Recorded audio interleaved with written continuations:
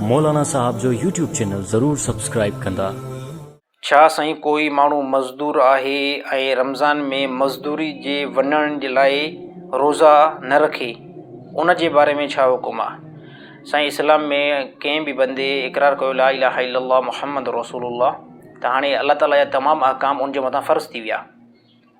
उन जे अंदरि नमाज़ थी अचे, उन जे अंदरि हज थो अचे, उन जे अंदरि ज़कात थी अचे, उन जे अंदरि रमज़ान मुबारक जा रोज़ा बि अचनि था। त ज़कात अहिड़ी तरह हज जेको आहे उहो त पैसे सां ख़ासि आहे। जेकॾहिं अगरि तव्हांखे अल्लाह ताला पैसो ॾेई विधो आहे त पोइ वञी करे हज बि कयो ज़िंदगी में हिकिड़ो मरतबो। ऐं अहिड़ी तरह ज़कात जीअं जो साल फ्री अचे त तव्हांखे ज़कात जेको आहे उन रक़म जी मुकमल जेकी बि आहे उन जी अदा करणी आहे। ऐं बाक़ी रमज़ान जा रोज़ा ऐं अहिड़ी तरह नमाज़ इहा कंहिं बि क़िस्म जे पैसे सां तालुक़ु नथी रखी। त इहे ॿ अहिड़ा जेको अल्लाह ताला फ़र्ज़ आहिनि, जेको अमीर जे मथां बि साॻियो हुकुम आहे, ग़रीब जे मथां बि जेको आहे साॻियो हुकुम आहे।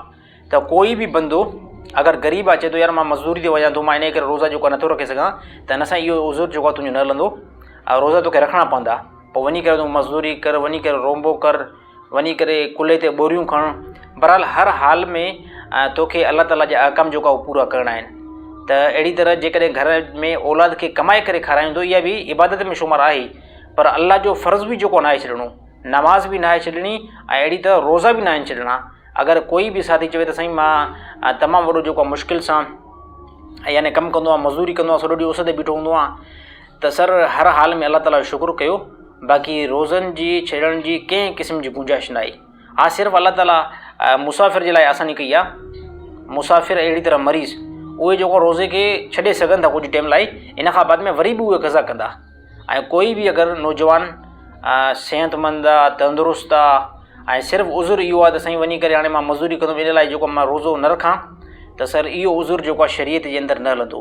तव्हां वञी करे पंहिंजी मज़दूरी बि कयो, ऐं अहिड़ी तरह रमज़ानुल मुबारक जीअं अची वियो, तव्हांजे मथां रोज़ा बि फ़र्ज़ु आहिनि। ऐं तमामु इंसाननि जे मथां, मुस्लमाननि जे मथां अल्लाह ताला रोज़नि खे फ़र्ज़ु कयो आहे। अल्लाह ताला क़ुरान हकीम में बि ईअं फ़रमाए त कुतिबा अलैकुमुस सियामु कमा कुतिबा अलल लज़ीन मिन क़ब्लिकुम लअल्लकुम तत्तक़ून। अल्लाह ताला फ़रमायो त ए ईमान वारो, तव्हांजे मथां असां रोज़नि खे फ़र्ज़ु कयो आहे, जीअं जो पहिरियों उम्मतुनि ते बि रोज़ा फ़र्ज़ु हुया, ऐं शायदि तव्हां मुतक़ी थी वञो।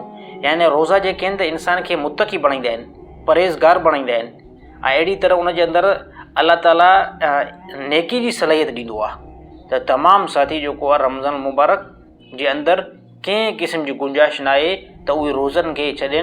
हा सिर्फ़ु मरीज़ लाइ गुंजाइश आहे, ऐं अहिड़ी तरह मुसाफ़िर लाइ अल्लाह ताला क़ुरान हकीम में गुंजाइश कढी आहे।